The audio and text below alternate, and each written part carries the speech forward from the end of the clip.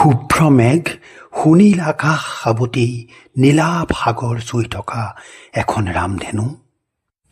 তীৰৰ বালিলৈ ঢৌ হৈ চাপি অহা বেদনাৰ নীলাবোৰ।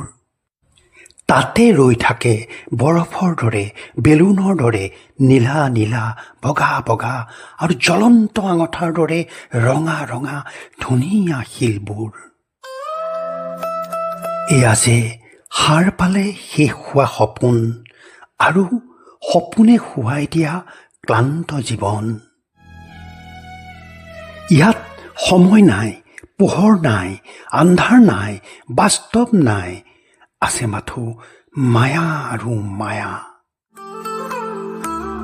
আছে কোনোদিনে নোপোৱা এধানি সুখ, আছে ছাই হৈ হেৰাই যোৱা মৰমৰ মুখ।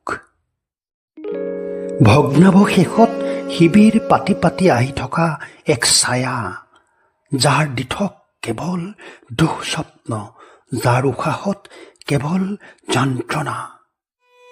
ঘৰৰ ভিতৰতো যি হৈ যায় ঘূৰি থকা অঘৰী, এই সপোন তাৰ সঞ্জীৱনী সুধা, যি সাৰ পাই উঠে এক যুঁজাৰু হৈ, যি যুঁজি যুঁজি গৈ থাকে নিয়তিৰ সতে, যি বুকুত লৈ ফুৰে এটা স্বপ্নৰ ছুইমিং পুল, এটা মৰমৰ নীলা ছাতি, এজোপা কাঞ্চন আৰু এমুঠি কহুঁৱা।